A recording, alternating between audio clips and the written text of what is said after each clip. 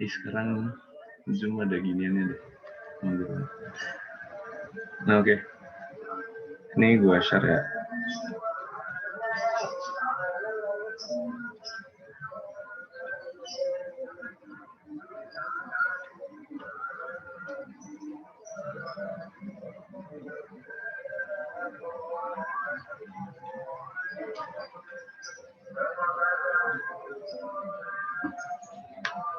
Nah, ini kita bakal bahas ADHS. Jadi ini materinya bakal sedikit berat daripada yang lain, karena banyak teorinya gitu. Meskipun juga agak lumayan gampang dipahamin karena ya, demand supply. Ini kayak bahas demand supply tapi secara agregat. Nah, ini outline-nya. Jadi ntar kita ada 5 hal. Intinya nanti ada yang namanya AD dan ada yang namanya AS. Nah, tapi AS ini bagi dua. Ada yang long run, ada yang short run. Dan nanti ada bedanya sendiri. Nah, ini yang pertama, ini kayak penting dan penting.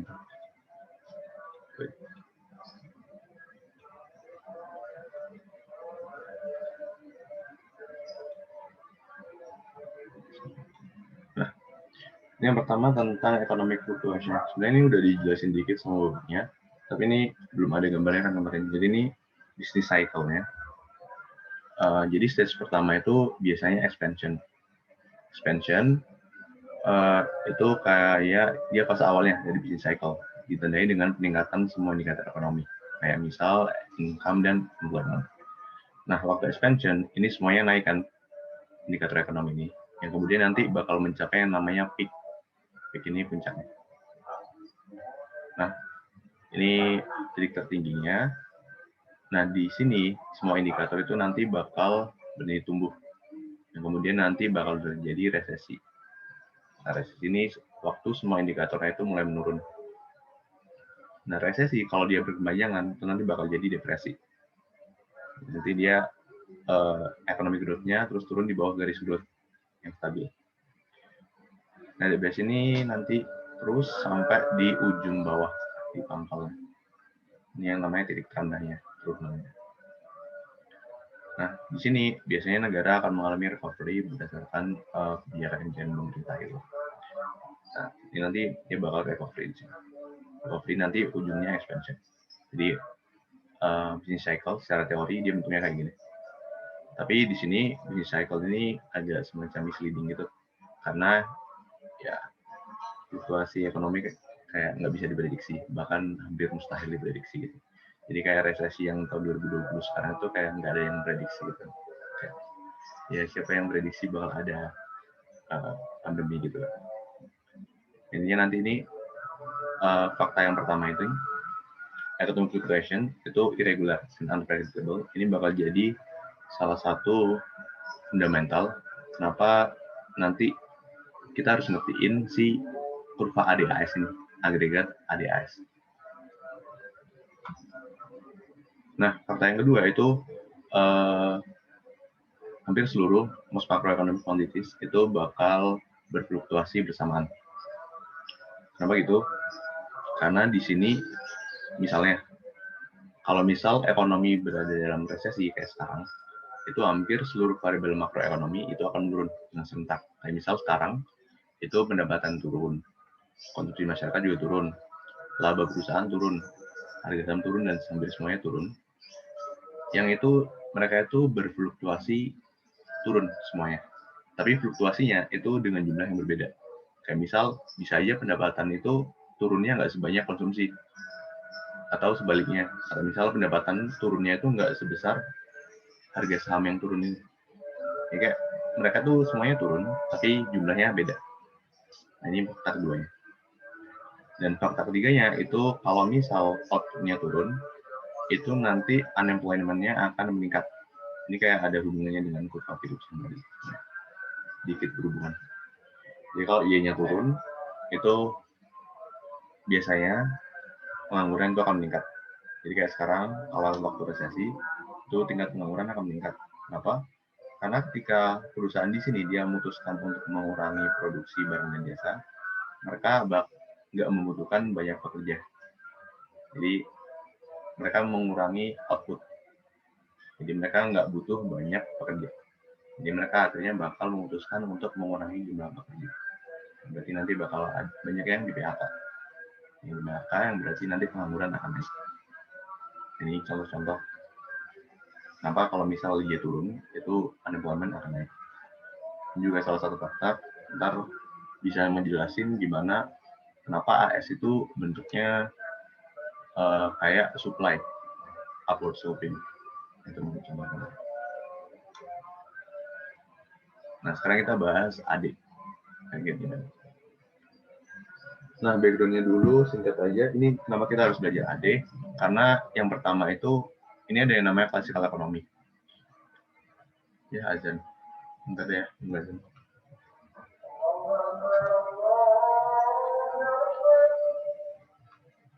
Mungkin 2 menit lagi ya.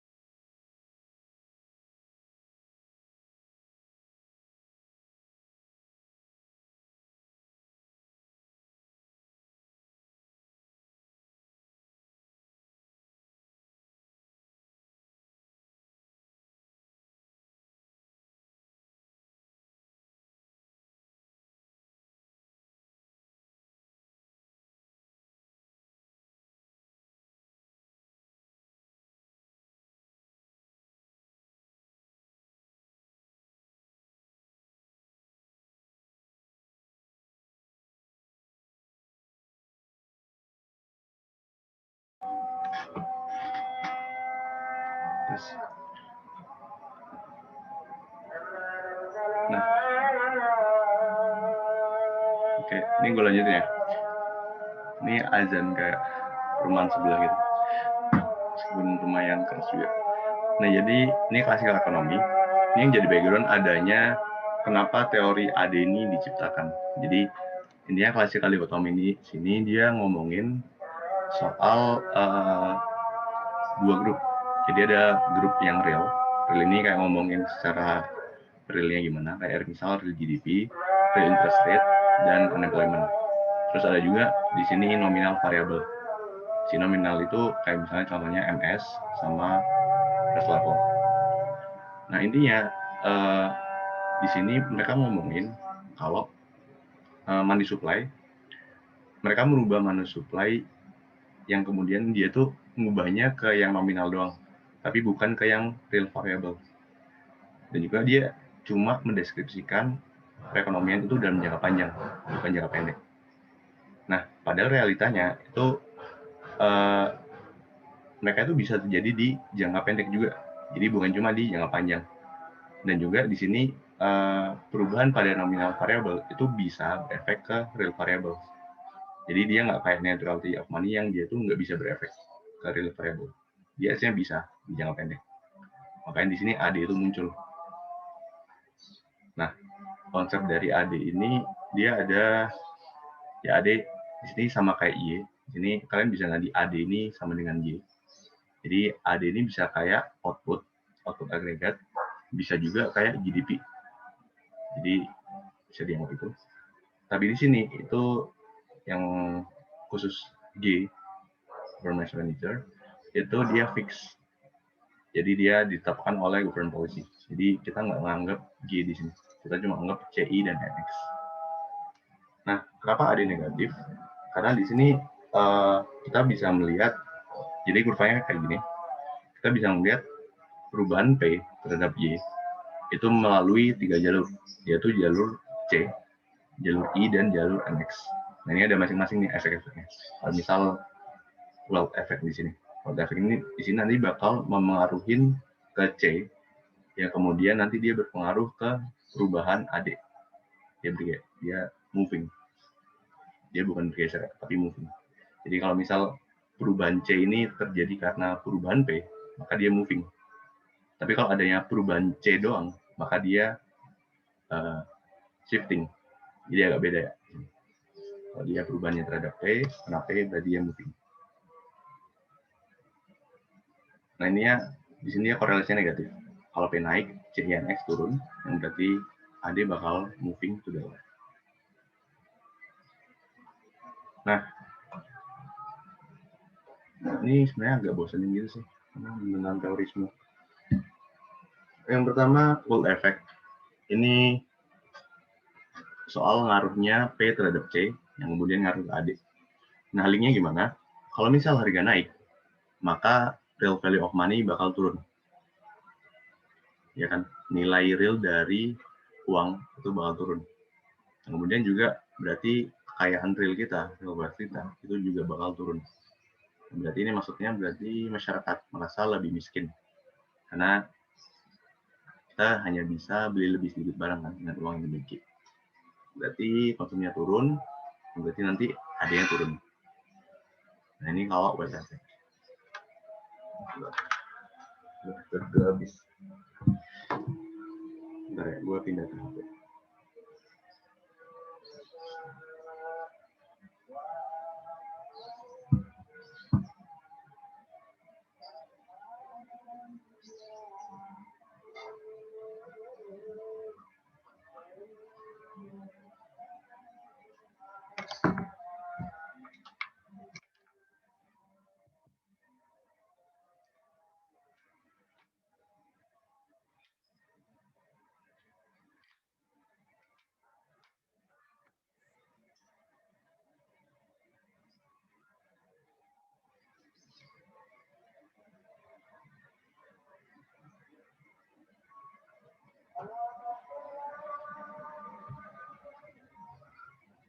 Wait.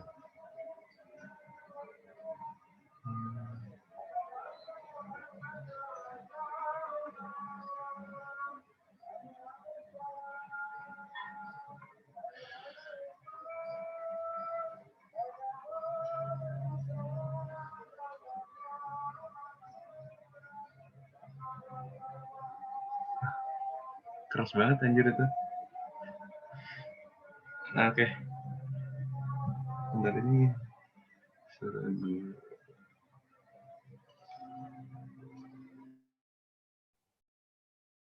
Tes.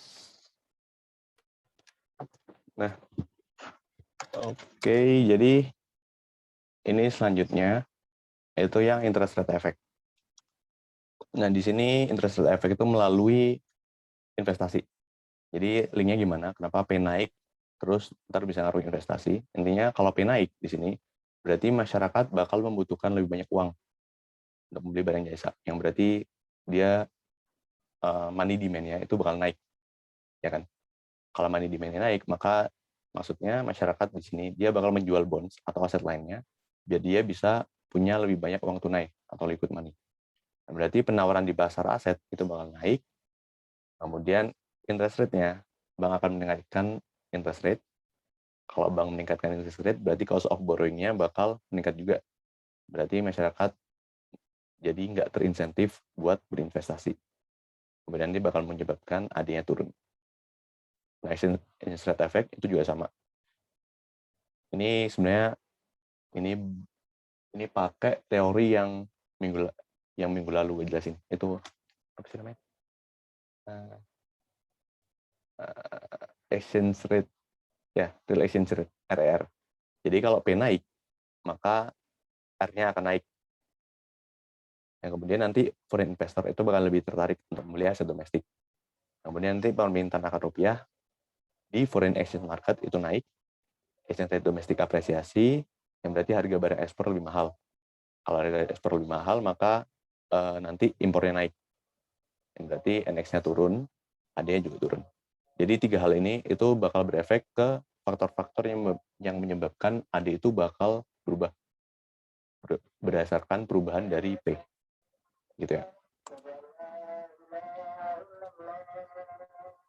Nah, itu tadi yang menyebabkan dia moving along the curve. Sekarang ini yang menyebabkan dia shifting. Jadi agak beda ya. Ini karena perubahan dari CIGNX secara langsung tanpa adanya perubahan P lebih dulu. Jadi misalkan di sini kalau misal stock market boom. Jadi kalau stock marketnya bakal boom atau dia meningkat besar-besaran, berarti wealth dari masyarakat bakal meningkat kan. Kalau dari masyarakat meningkat, maka konsumsinya bakal meningkat juga. Berarti nanti AD bakal bergeser ke kanan. Ini kalau misal dari konsumsi. Contoh lagi kalau misal dari apa nih? Ini deh investasi. Ini firms dia beli new equipment atau bangun pabrik baru. Yang berarti investasi naik kan. Nah, kalau investasi naik, AD bakal bergeser ke kanan. Gitu ya. Intinya di sini bedain mana faktor yang dia itu berdasarkan perubahan P atau berdasarkan perubahan CIGNX secara langsung. Itu beda. Nanti bakal ada yang moving dan ada bakal yang shifting. Tergantung dari faktor apa yang menyebabkan. Nah, selanjutnya ini LRAS. Ini kenapa gue bahas LRAS dulu, karena di sini nanti faktor-faktor yang menyebabkan LRAS itu juga bakal ngaruh ke short run. Jadi berhubungan itu. Nah, di sini konsepnya adalah dia upward sloping. Jadi dia inversi sempurna. Dia bentuknya vertikal di long run. Tapi nanti kalau bentuknya short run, dia bakal upward sloping. Kayak supply biasa. Nah, kenapa dia vertikal ini? Pertama kita harus memahami ini namanya YN. YN di sini natural rate of output. Jadi YN ini agak beda dengan konsep dari Y biasa. YN di sini istilahnya adalah output yang dia mampu diproduksi suatu perekonomian ketika unemployment-nya berada pada natural rate atau full employment.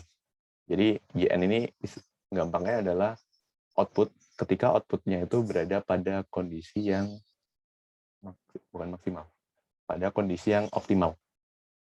Jadi optimal itu bukan berarti dia paling gede ya, tapi optimal aja. Jadi semuanya bisa seimbang gitu. Nah, di sini dia shiftingnya itu hanya dipengaruhi oleh stocks of 4 ini. 5 sih aslinya. L, labor, K, H, N, dan A. Jadi 5 hal ini. Ini faktor produktivitas kan, K, H, N, A ini. Tapi ini juga penambahannya adalah labor. Jadi ada 5 ya. Yang mempengaruhi pergeseran dari LRAS. Nah, si P itu dia nggak berefek kepada satupun dari 5 faktor ini, LKHNA. Jadi dia, karena dia nggak berpengaruh kepada 4 hal ini, maka dia juga nggak berpengaruh kepada YN atau natural rate of output. Makanya itu kalau misal ada perubahan P, maka LRS-nya dia nggak bergeser. Jadi dia cuma LRS-nya tetap dan Y-nya juga tetap. Jadi dia nggak memenuhi apapun si P ini. Nah, terus ini tadi yang memengaruhi shiftingnya L, KHN, K. Ini KH ini, oh ya ini KH ini gue gabung karena faktor-faktornya yang menyebabkannya itu bakal agak sama gitu. Contohnya nih, apa ya?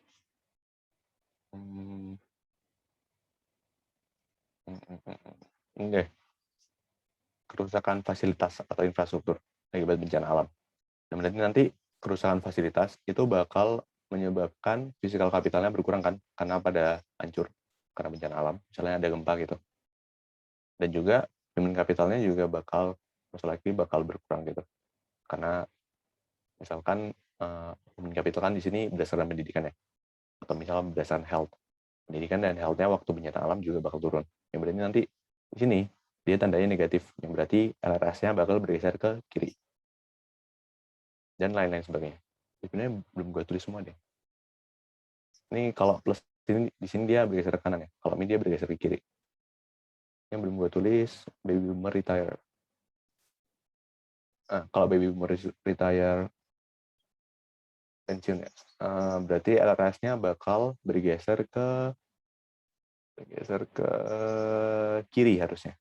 Karena tenaga kerja itu bakal berkurang kan. Nah, kalau tenaga kerja berkurang, maka dia AS-nya bakal berkurang juga. Karena ada pengurangan output.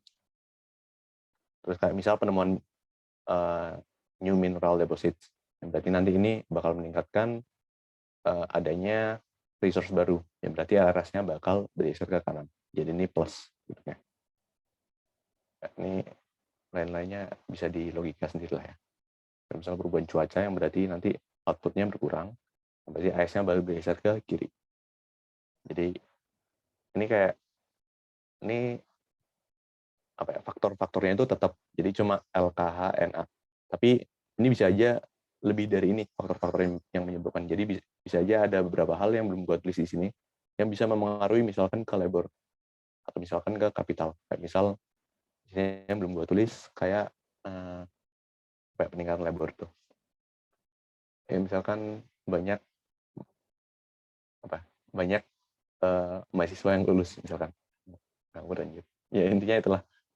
Ada faktor-faktor yang belum gue tulis di sini yang bisa aja masuk ke ntar UAS. Jadi kalian harus tahu nanti dia itu ngaruhnya ke mana?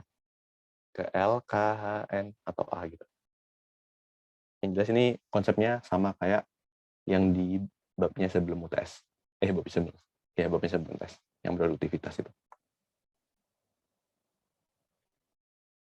Nah, sekarang ini kita bakal bahas yang short run-nya. Ini SRAS. Intinya, kenapa dia bisa beda antara SRAS dan LRAS? Jadi, ini ada 3 teori yang menyebabkan kenapa P itu dalam jangka pendek, dia bisa menyebabkan perubahan Y.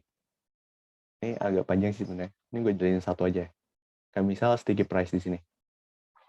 Di sini karena harga itu bersifat kaku dalam jangka pendek, jadi harga price itu dia bersifat sticky atau kaku dalam jangka pendek.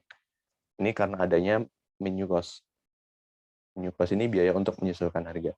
Jadi kalau misal firm itu nggak punya menu cost, maka dia akan langsung meningkatkan harganya.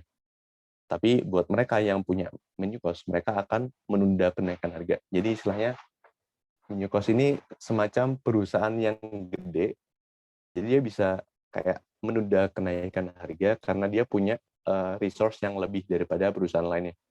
Jadi harganya tetap rendah daripada yang lainnya. Jadi dia bisa menunda kenaikan harga. Sehingga firm tersebut dia akan mempunyai harga yang relatif lebih murah daripada firm lainnya. Jadi nanti permintaan dari firm itu akan naik kan, karena harganya yang lebih murah. Dan nantinya berujung pada peningkatan output dan employment.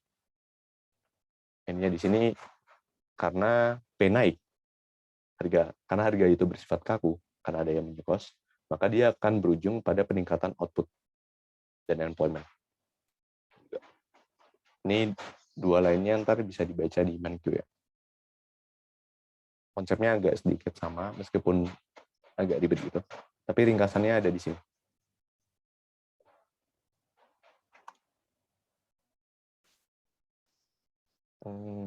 Nah, oh ya, ini sebenarnya ada faktor yang dia itu sangat memengaruhi, ada faktor baru, ini yang namanya PE, atau price expected, atau expected price lah, dibalik. Jadi bedanya, ini sama kayak actual inflation dan expected inflation yang tadi jelasin Bapaknya. Intinya ya, kalau actual price, berarti di sini harga yang sekarang sedang terjadi secara aktual. Kalau expected price berarti ya di masa depan. Jadi kalau misal di sini basic, sorry, ini rumah gue lagi di renov gitu, karena besok lagi ada tamu. Nah, jadi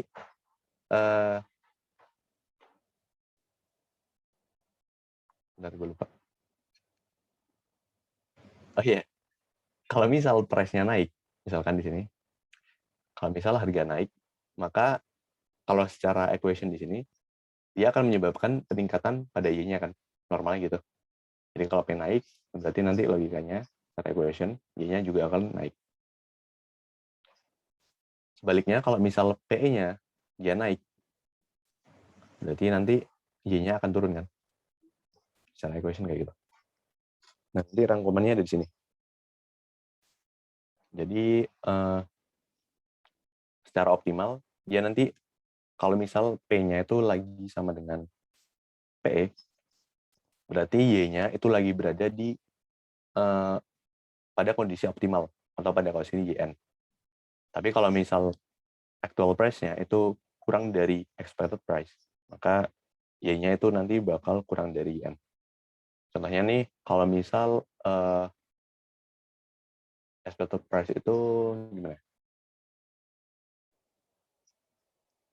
Kondisi Idul Fitri. Jadi kondisi Idul Fitri itu nanti dia bakal expected. Jadi harga di bulan, di bulan Maret ya. Terus bulan Idul Fitri sekarang bulan apa sih? Mei ya? Ya di bulan April awal itu kita udah tahu di bulan Mei nanti, di bulan depannya itu ada Idul Fitri. Berarti kalau Idul Fitri nanti expected price kita nanti actual price-nya itu bakal naik waktu Idul Fitri. Ya kan kayak gitu. Nah, karena ada semacam event di sana, maka kita tuh jadi menganggap bahwa kita mengekspektasikan bahwa harga di masa depan itu akan naik. Dan berarti di sini ya udah PE itu akan naik. Jadi kalau misal PE-nya bakal meningkat melebihi dari actual price di masa itu, maka nanti Y-nya itu bakal kurang dari N.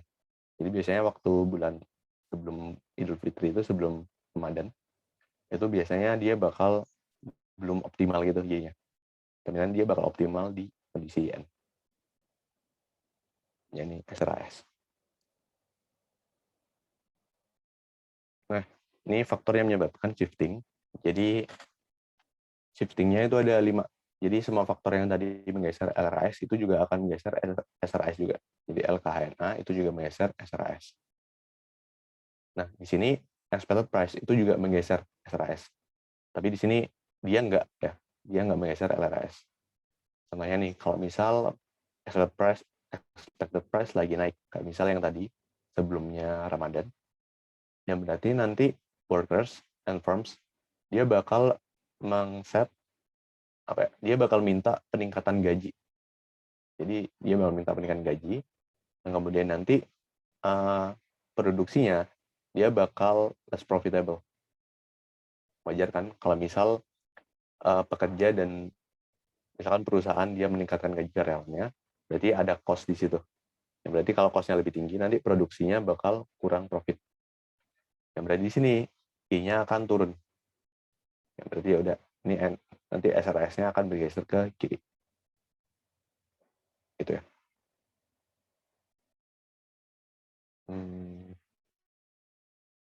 Bentar, ini kebalik. Ini SRS-nya geser kiri, terus Y-nya turun ya. Ini kebalik. Nah, terus nanti di long run, equilibrium-nya tuh bakal, nanti expected price itu bakal sama dengan P, Y-nya itu bakal sama dengan YN. nanti kondisi equilibriumnya di jangka panjang. Nah, biar lebih ngerti, ini kayak contohnya. Ya ini stepnya ya kayak biasa ya, kayak apa yang dia termain dulu, event yang menyebabkan dia tuh bergeser atau movement kepada AD atau AS. Jadi kalian harus nentuin dulu dia shift atau movement, dan dia pengaruhnya ke AD atau AS. Terus dia bakal kurvanya shift left atau right, ya gitu lah biasanya. Nah ini contohnya, kalau misal stock market crash. Nah ini initial condition-nya di A. Jadi waktu kondisi normal itu di A, titik A ini. Nah tapi karena adanya stock market crash itu berarti pasar sahamnya itu sedang crash ya, atau sedang down, turun. Berarti kalau misal ada crash di stock market, maka dia akan berefek ke C kan, ke konsumsi. Dan berarti konsumsi ini bakal ngaruh ke AD. Gitu kan. Nah, apa nih? Ini stock market crash itu bakal menurunkan consumers wealth. Yang berarti nanti bakal berpengaruh ke penurunan konsumsi. Nah, penurunan konsumsi itu berarti bakal menyebabkan AD-nya geser ke kiri. Jadi nanti short run-nya itu bakal berada di poin B. Jadi AD-nya geser. Jadi dari AD1 ke AD2. Jadi sekarang ada di kurva yang warna merah ini. Titik B. Nah, ini kondisi ketika harganya itu sedang kurang dari expected price. Jadi actual price-nya itu sedang kurang dari expected price. Nah, nanti di sini over time dalam jangka panjang expected price ini bakal turun karena menyesuaikan. Jadi kayak kita kalau misal dalam keadaan resesi sekarang expected price kita itu kita bakal mengekspektasikan harga itu kayak oh ya udah ini lagi resesi kan. Jadi kayak ya kita menyesuaikan aja. Jadi nanti ya kedepannya mungkin bakal resesi lah. Nah, jadi nanti over time PE-nya itu bakal turun. Kalau PE turun, berarti wage-nya bakal turun juga. Berarti sticky price itu akan menjadi fleksibel dan dia akan turun juga. Kalau kayak gini kondisinya, maka SRAS itu bakal bergeser ke kanan sampai ke titik long run equilibrium di poin C. Jadi dan dia bergeser dari titik B ke titik C. Ini kalau misal kondisinya dia tanpa ada pengaruh intervensi pemerintah. Nah, ini kalau misal tanpa adanya intervensi pemerintah, dia bakal turun ke C. Tapi di sini buat kondisi dari B ke C ini butuh waktu yang lama, bisa kayak tahunan gitu. Nah, jadi pemerintah di sini dia nggak ingin menunggu. Sehingga biasanya pemerintah di sini pakai kebijakan fiskal atau moneter untuk menggeser AD ini biar kembali ke titik semulanya di titik A ini. Jadi contohnya itu kayak investment tax credit. Nah, investment tax credit berarti dia bakal meningkatkan AD kan. Berarti nanti dari titik B nanti bisa kembali ke titik A. Istilahnya kayak gitu. Ini contoh kalau dia pengaruhnya ke AD.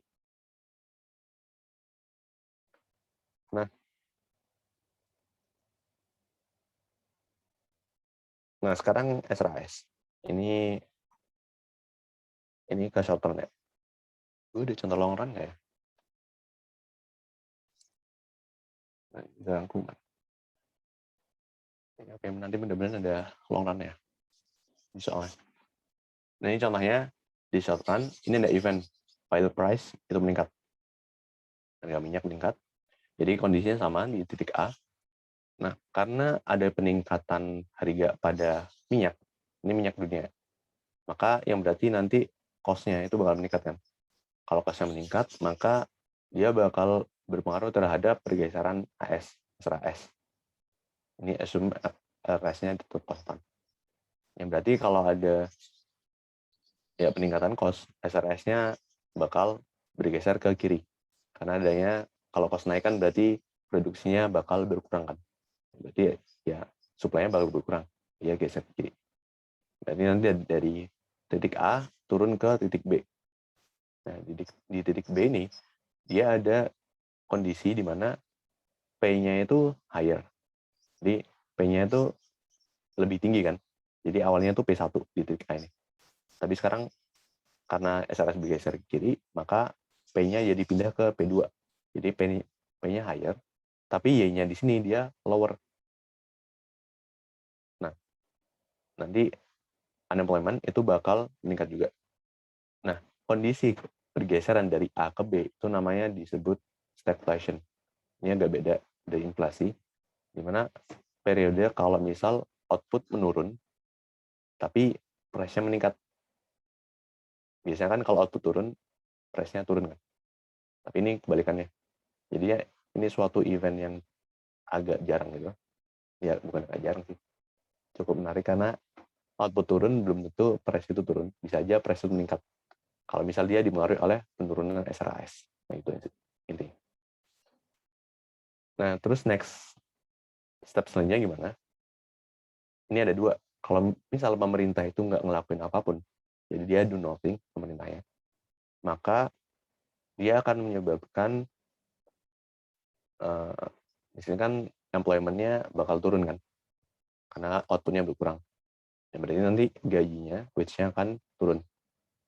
Kalau wage-nya turun, maka SRAS akan geser ke kanan, sampai ke long run equilibrium. Kenapa gitu? Kalau misal wage-nya turun, maka justru perusahaan itu akan untung. Ya enggak? Jadi cost-nya perusahaan itu akan turun karena ya gaji, dia akan membayar karyawannya dengan lebih rendah gitu dari sebelumnya. Berarti nanti produksinya bisa lebih banyak. Nah, kalau produksinya lebih banyak, maka dalam jangka panjang AS-nya akan meningkat secara sendiri. Iya, SRAS-nya akan meningkat secara sendiri sampai dia di titik yang poin A. Jadi AS-nya ini naik bergeser ke kanan. Ini. Kalau pemerintah, dia nggak ngelakuin apapun. Tapi kalau pemerintah dia menerapkan kebijakan fiskal atau moneter, maka biasanya pemerintah di sini dia pakai AD. Dia kondisinya pakai AD. Jadi fiskal dan moneter itu biasanya itu bakal ngaruh ke AD. Jadi agak beda gitu. Kalau fiskal dan moneter dia berpengaruh ke AD. Tapi kalau event tertentu, kayak misal oil price ini, dia ngaruh ke AS. Ada juga sih sebenarnya kebijakan pemerintah yang ngaruh ke AS. Tapi gue lupa gitu apa. Nah, karena dia ngaruh ke AD, maka kalau dia mau mengembalikan output ke kondisi semula, maka AD-nya harus meningkatkan. Sini. Jadi AD1 ke AD2. Biar dia bisa di titik C. Biar dia bisa kembali ke YN. Nah, implikasinya apa? Kalau dia AD yang meningkat, emang benar, Y-nya bisa kembali ke yang Y-nya optimal, ke YN. Tapi di sini implikasinya P-nya, price levelnya itu bakal meningkat lebih jauh lagi. Jadi bukannya turun, tapi malah meningkat. Ya, kalau harga meningkat, price level meningkat, berarti justru malah makin jelek kan. Yang berarti price level itu hampir sama dengan inflasi ya. Jadi, tapi nggak boleh disamain. Cuma kalau price level naik, berarti bisa juga inflasinya bakal naik. Jadi ini agak ada sedikit trade-off gitu sebenarnya. Kalau misal SRAS-nya turun, pemerintah ini bingung. Kalau dia ngelakuin intervensi, maka inflasinya akan semakin tinggi. Tapi kalau dia nggak ngelakuin apapun, ini penurunan dari BKA itu butuh waktu lama. Jadi jadi pemerintah bingung gitu. Nah, sampai sini ada yang mau nanya nggak?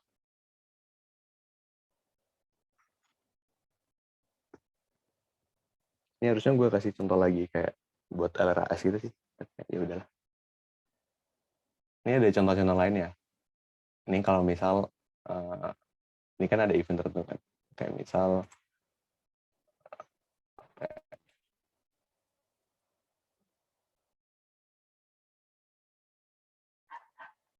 nih, kayak misal ini migrasi. Migrasi ini nanti dia pengaruhnya gimana terhadap kurva-kurva tadi. Jadi ada step-stepnya, by step-stepnya. Jadi kalau kalian taruh jauh di UAS, nanti bakal agak sedikit lebih advance gitu.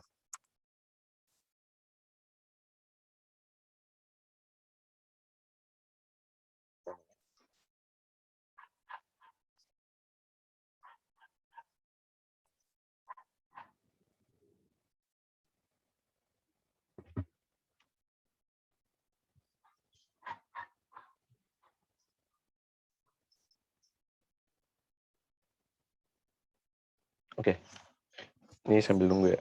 Ini kayak rangkumannya. Jadi, apa aja nih? Ya, slope AD negatif, karena ketika P naik, CINX turun, dan kemudian AD bakal moving ke kiri. Tapi ada juga faktor yang membuat AD ini bergeser, yaitu C gen X, tapi bukan perubahan P. Jadi P cuma ngaruh ke movementnya, bukan pergeserannya. Terus yang kedua, LRS tadi vertikal. Karena perubahan pada P dia nggak mempengaruhi output dalam jangka panjang. Nah, terus pergeseran LRS itu dipengaruhi oleh 5 hal. L, KH, N, dan A. Terus ini slope SRAS dia positif karena ya tadi deviates atau turunkan dari YN atau output yang optimum. Jadi 3 teori yang menjelaskannya itu ada sticky waste, sticky price, sama misperception. Pergeserannya itu karena si PE, expected price, dan 5 hal lainnya yang juga berdampak pada LRAS. Nah yang keempat, ini step-stepnya tadi sih. Jadi event-eventnya itu ada banyak, dan kalian harus tahu dia itu bakal bakal berefek terhadap bergesernya apa, atau movementnya apa gitu. Ya, ini rangkumannya semua. Nah, kalau nggak ada yang tanya, mari kita soal. Ini pilihan ya, pilihannya yang UAS. Dia mau jawab.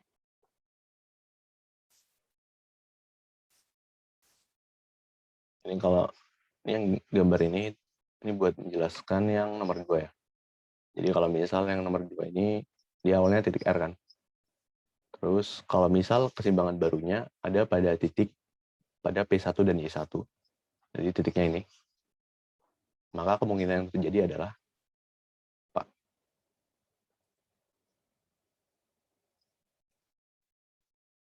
Titik ini.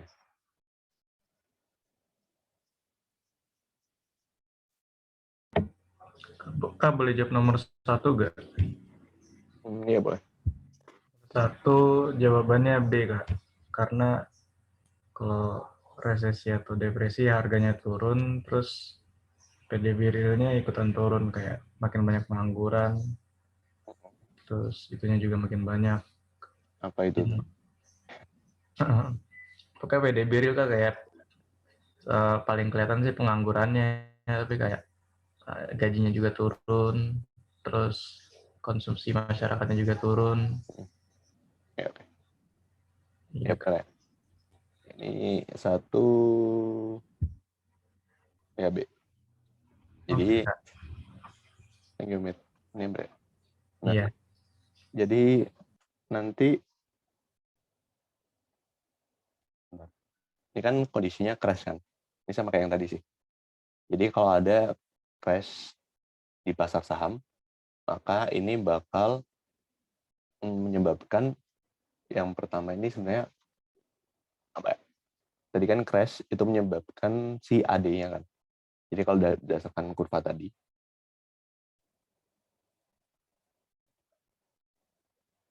nih, dia bakal menyebabkan si konsumsi masyarakat turun. Berarti C-nya itu bakal turun.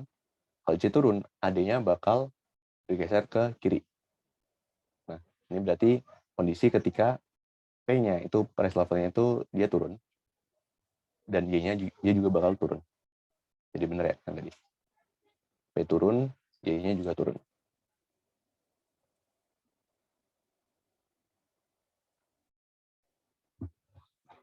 Yang mau jawab nomor 2? Mau coba jawab Kak, tapi nggak yakin sih. Kayaknya yang A sih. Yang A. Yang Ya, net kenapa tuh? ekspor sama jumlah uang beredarnya turun. Itu terjadi karena kalau yang Adi tadi kan yang mempengaruhi itu kan ada consumption, terus investment, terus tadi kan kita asumsinya kalau government itu kan kayak apa sih fix gitu kan, mempengaruhi.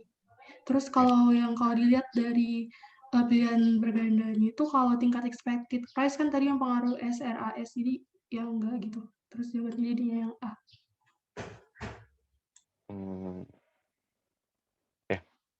Tapi ya, itu benar. Tapi linknya gimana tuh? Kalau misalnya yang GUB? Linknya kalau misalnya tadi net ekspornya turun kan berarti adanya jadi shift ke kiri. Ya, itu normal biasa. Kalau next kayak gampang gitu kan. Kalau GUB gimana tuh? Kalau kenapa Kak? Kalau jumlah uang beredar? Kalau jumlah uang beredar kan itu supply of money. Kalau supply of money kan berarti kayak pengaruhnya ke harga gitu jadi turun sih. Ya, bukan ke harga. Ada ke satu. Jadi MS money supply kalau dia bergeser ke kiri, ya ini benar asik. Money supply kalau dia geser kiri, dia bakal menyebabkan interest rate-nya naik atau turun? Jadi turun. Kalau iya sih. Jadi naik kalau misalnya supply-nya. Ya. Bentar. Jadi pengaruhnya ke investasi gitu ya Kak? Iya. Jadi linknya ke investasi sebenarnya. Bentar, gue ambil pennya.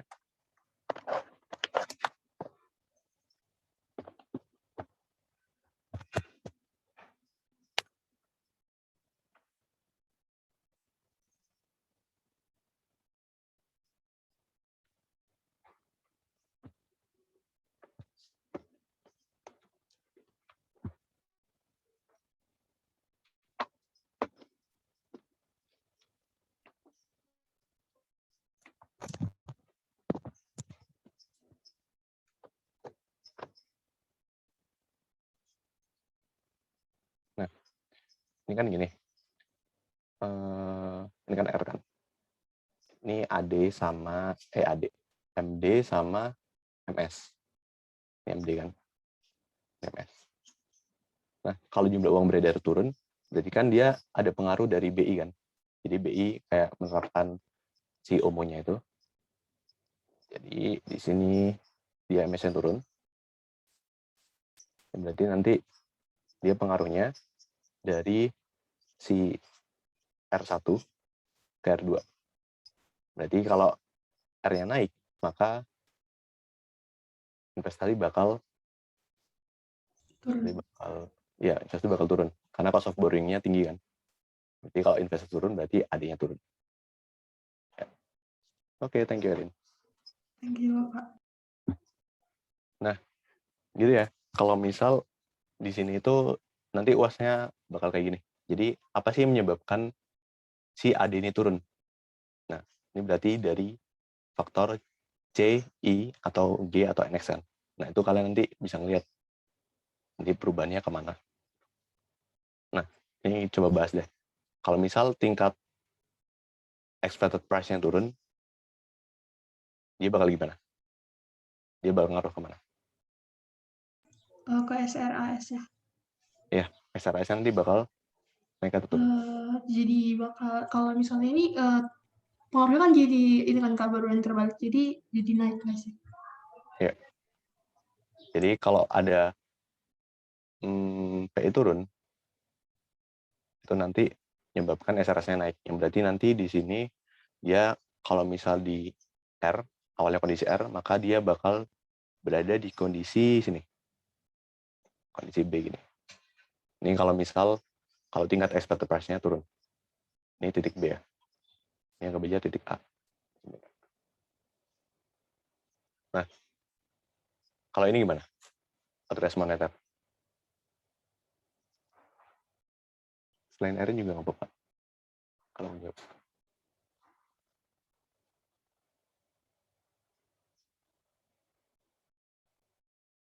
Kalau pemerintah beli obligasi di pasar. Jadi kalau beli obligasi dia bakal ngaruh ke MS kan. Nah, MS-nya bakal turun atau naik. Ini nanti ujungnya ke investasi.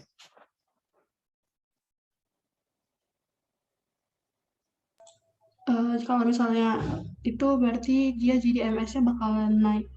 Ya, ini berarti kalau umum kan di sini dia beli obligasi kan. Kalau dia beli obligasi berarti uang itu akan cair, yang berarti jumlah uang beredar akan makin meningkat. Jumlah uang beredar meningkat berarti MS-nya dia geser ke kanan. Nah, kalau dia geser kanan, maka R-nya akan turun ke R3 ini. Berarti kalau R turun, investasi akan naik. Berarti AD bakal naik. Berarti nanti kalau misal ke yang C ini, ya ujung-ujungnya AD naik. Berarti kalau AD naik, dia bakal kondisi ke C ini. Ini kondisi C. Terus kalau di sini G, ya G naik, ini jelas ya. Kalau G itu langsung ngaruh ke AD. Jadi kalau G naik ya udah. Berarti AD-nya bakal naik juga. Gitu ya. Oke. Ada yang mau lagi? Ya, 34.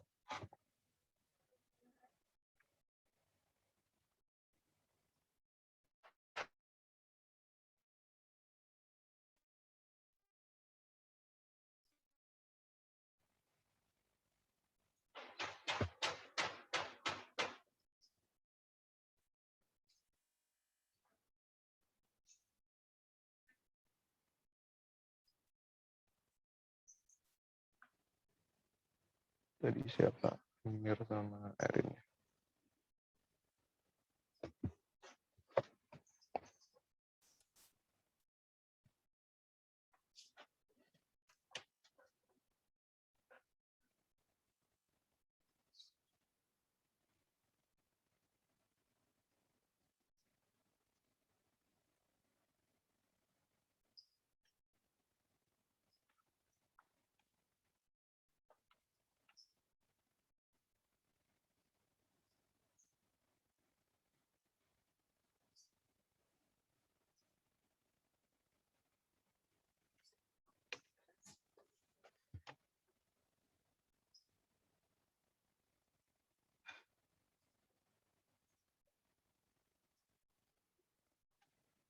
Yang menjawab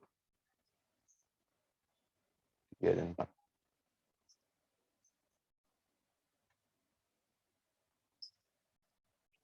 Ini berapa nih? 35. Gue absen ya, karena lumayan banyak. Ambil di absen, kalau misal ada yang mau. BTW, oh iya ini layar gue share screen semuanya. Nah,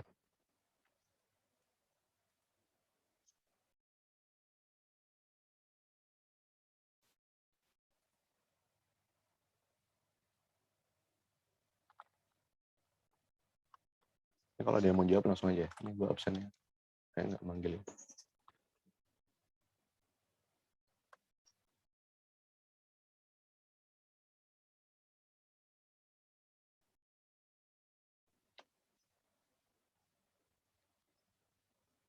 Oh iya, BTW, kelas itu gue kadang absen ya, karena kadang diminta gitu. Karena bapaknya nggak pernah absen kan. Jadi kayak usahain masuk, karena sesuai aturannya dari DPI sih. Kadang kalau 3 kali gitu, emang beneran nggak dibolehin ikut UAS gitu. Udah lebih dari 3 kali sih maksudnya.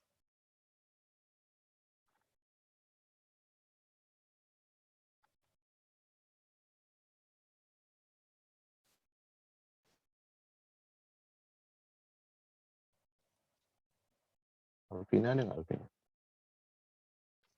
Alvina nggak ada ya?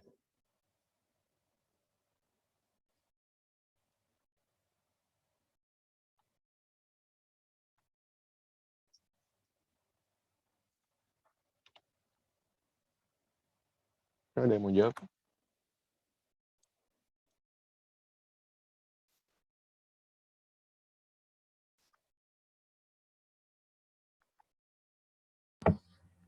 Aku boleh jawab lagi nggak, Kak? Yang lain dulu ya. Oke deh.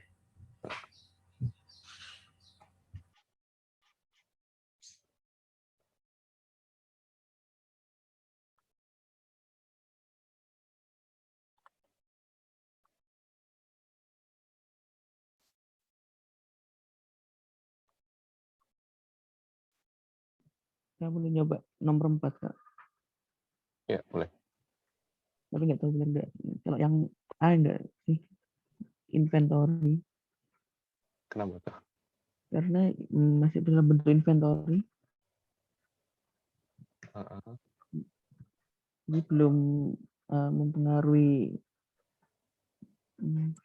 konsumsi gitu. Belum mempengaruhi apapun gitu, Kak. Bentar, gue lupa jawabannya apa. Ini yang mana? Enggak, salah. Kira-kira apa lagi? Ini bukan A ya jawabannya.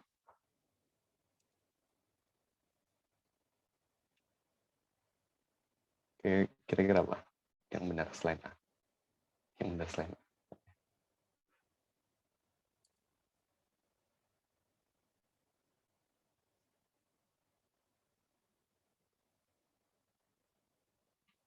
Benar tadi siapa? Tadi siapa sih? Kuku ya? Putu. Oh, Putri. Oke. Oke, jadi yang ngaruhin Adit apa aja tadi? Ada apa aja yang ngaruhin Adit? Ada 4 tuh.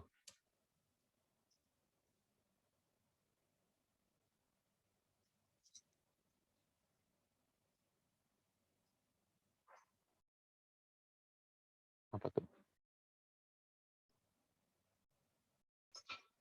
Yang ngaruhin Adit. Ya, ini tadi sih. Adit sama dengan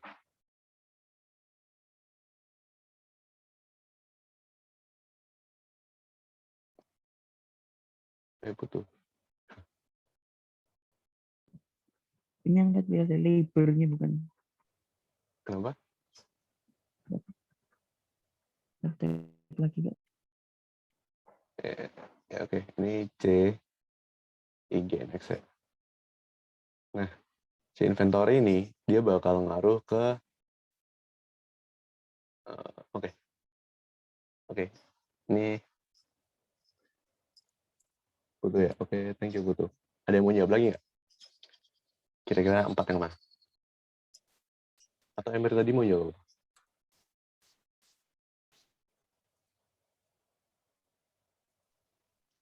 Yang D bukan, Kak.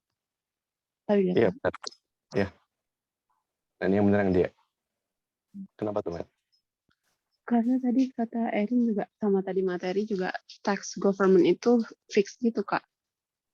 Iya. Oke, Kak. Nah, ini G ini dia fix. Jadi dia nggak ngaruh ke adik. Sorry, berarti yang tadi juga. Wait.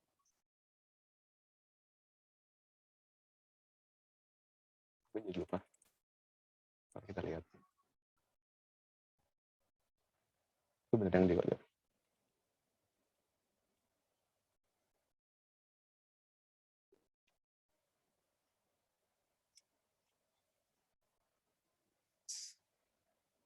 Nih.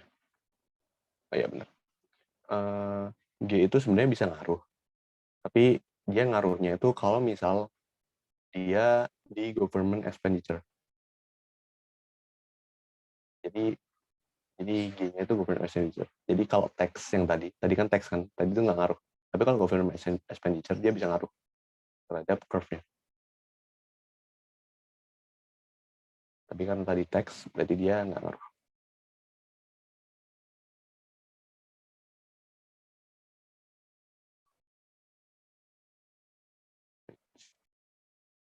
Salah.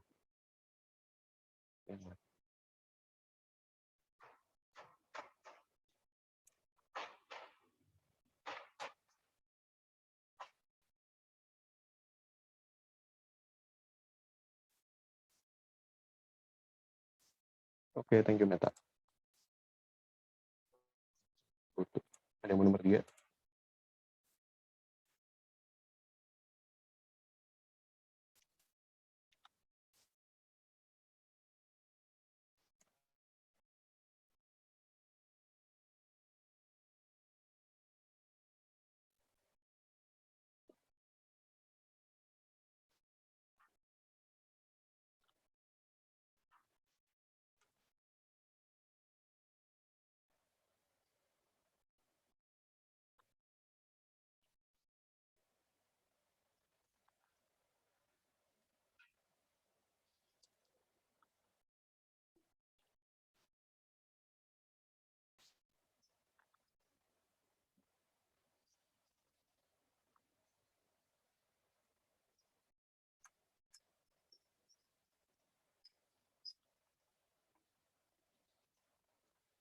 Ini yang nggak masuk. Alvina, Anissa, Dandi, Dinda tadi izin. Coba nih, Karina. 1, 2, 3, 4, 5. Ada yang gue sebut tapi ternyata masuk.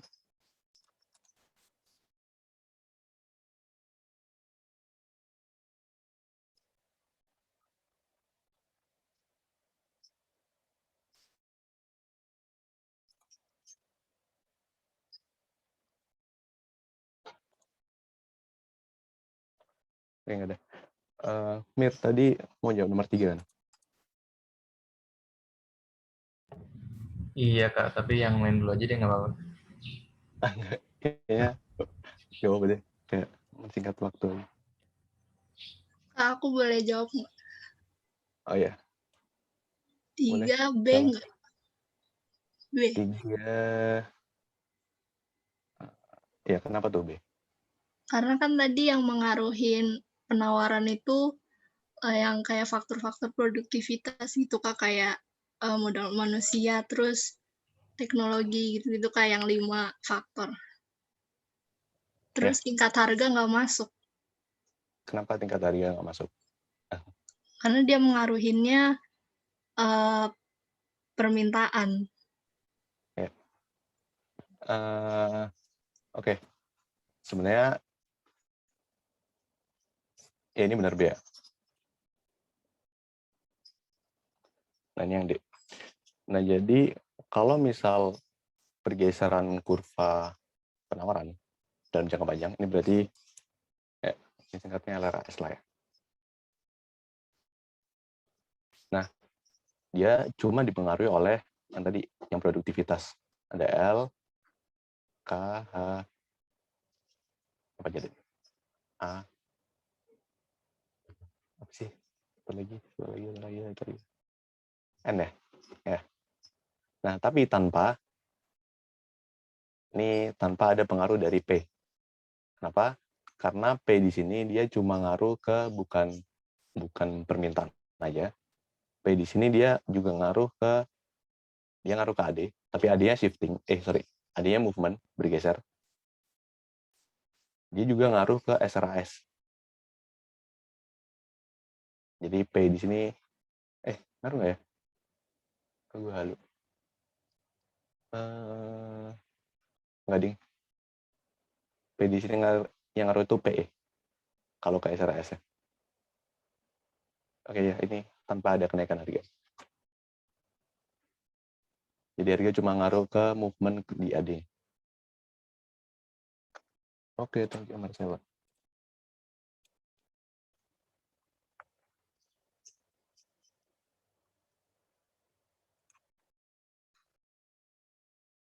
Nah, ada ini. Ini lebih gampang. Karena dia cuma jelaskan, bukan analisis. Ini soal PE 15. Ini soal PE tahun-tahun sebelumnya tuh lebih ke apa ya? Cuma nggak perlu analisis, jadi kayak cukup hafalan gitu. Tapi buat kalian kayak mulai tahun kemarin tuh mulai banyak analisisnya. Jadi kalian harus tahu benar-benar teorinya biar ntar kalau soalnya agak beda dari yang dijelasin, itu tetap kalian bisa jawab. Jadi kayak misal tadi kan gue cuma jelasin beberapa doang tuh, kayak misal stock market crash dan lain sebagainya. Tapi kalau misal di UAS ntar tiba-tiba muncul misalkan migration, pengaruh migration itu terhadap apa? Nah, itu kalian juga harus tahu. Jadi basic konsepnya harus tahu ya. Dan dia ada yang muncul nggak? Ada.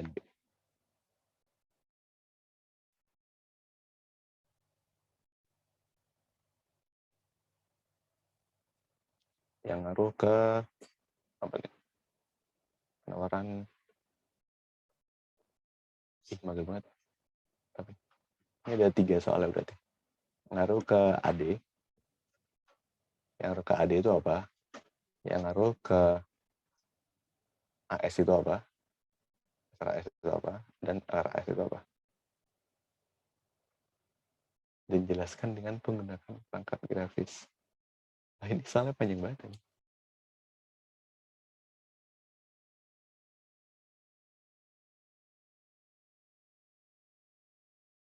Ada yang mau jawab? Ini perangkat grafisnya nggak usah deh.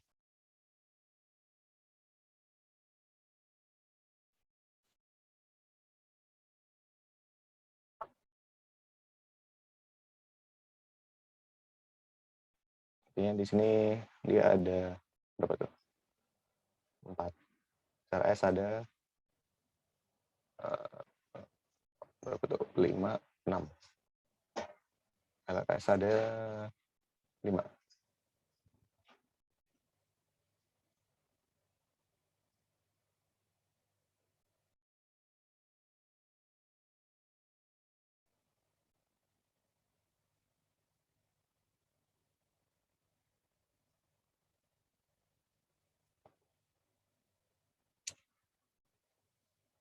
Udah, ada lagi. Oke, ini gue jawab aja ya. Jadi di sini, ya ini AD, itu ada C gen X. Jadi kayak misal di sini tingkat R naik, misalkan aja. Kalau misal tingkat R naik, nanti investasi bakal turun, AD-nya bakal geser ke kiri, P-nya tetap, jadi output-nya turun. Ini contoh. Kalau RAS dia ada L, K atau H, N sama A. Ini contohnya lagi. Terus SRAS dia ada 5. L, K, H, N, A sama penambahannya itu PE. Ini yang menyebabkan pergeseran. Tapi nanti kalau menyebabkan movement itu beda lagi. Nanti kalau movement, nanti yang menyebabkan movement AD itu cuma P doang. Gitu ya. Nah terus yang B, kenapa kurva AD itu menunjukkan hubungan negatif antara tingkat harga dan output. Jadi kenapa AD menyebabkan P dan output dia hubungannya negatif? Karena adanya 3 hal ini. Jadi dia wealth effect, interest rate effect, sama exchange rate effect. Ya, intinya di sini sebenarnya kalau misal wealth effect, dia melalui P. Kalau misal P-nya turun, maka real value of money naik, wealth-nya naik, C naik, terus habis itu AD-nya bakal move to the right. Jadi ini sama kayak faktor-faktor yang menyebabkan dia move. Dan lain sebagainya. Nggak bisa dibaca aja. Oke, ada yang mau nanya sampai sini? Kak Rika, berarti yang sebelumnya itu kalau inventory ngaruhnya ke apa ya? Dia ngaruhnya ke prestasi. Jadi kalau inventory tadi apa tuh?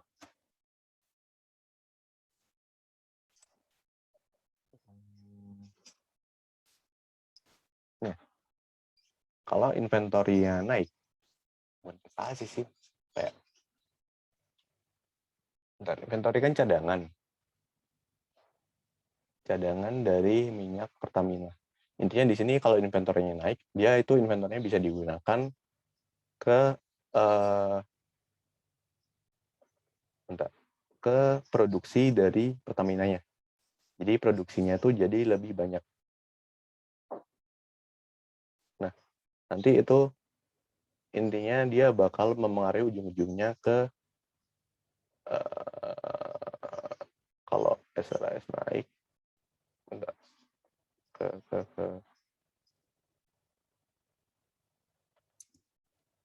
kemana ya? Bentar. Udah bisa jawab nggak? Bingung juga.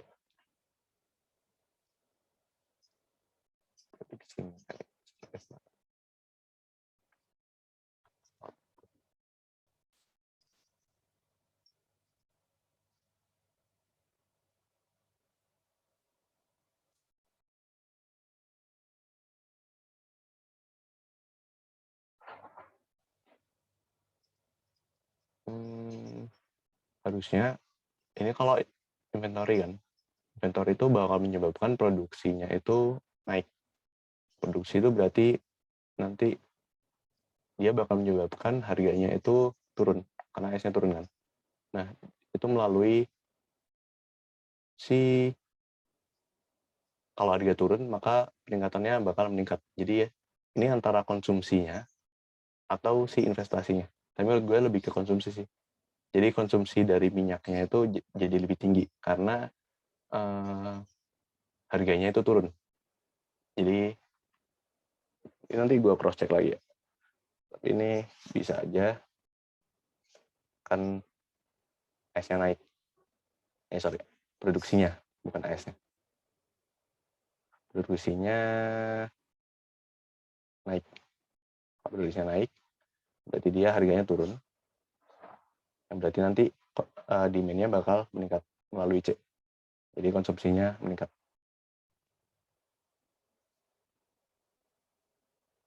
Ya soal-soal kayak gini aja. Yang agak bahaya. Ini soal tahun lalu ya. Jadi mungkin bakal ada pertanyaan yang menjebak itu sih.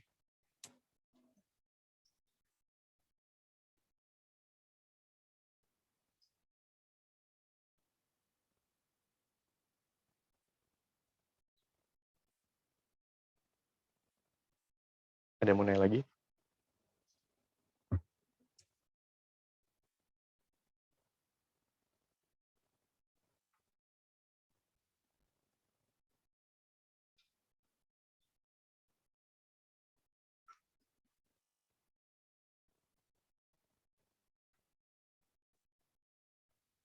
Oh, atau juga bisa juga dia di sini ngaruh ke inventory itu kan bentuk dari suatu kapital ya. Jadi kalau kapital kan dia ngaruhnya ke investasi perusahaan. Jadi kapitalnya perusahaan itu jadi lebih banyak. Berarti nanti I-nya bakal naik. Ini kayak langsung gitu. Jadi nanti AD-nya bakal naik langsung.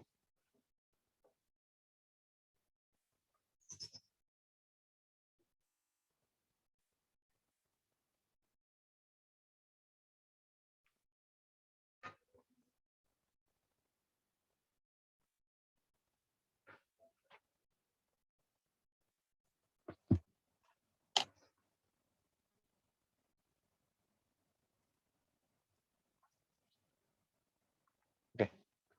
Kalau nggak ada, gue tutup sampai sini ya. Nanti kita Jumat bahas chapter 34 dan kalau sempat 35. Kalau nggak, gue pindah ke minggu depan. Ya, oke. Sekian dari gue. Kurang lebih mohon maaf. Makasih teman-teman. Makasih banyak juga, Makasih, Kak. Kak. Makasih, Kak. Makasih, Kak.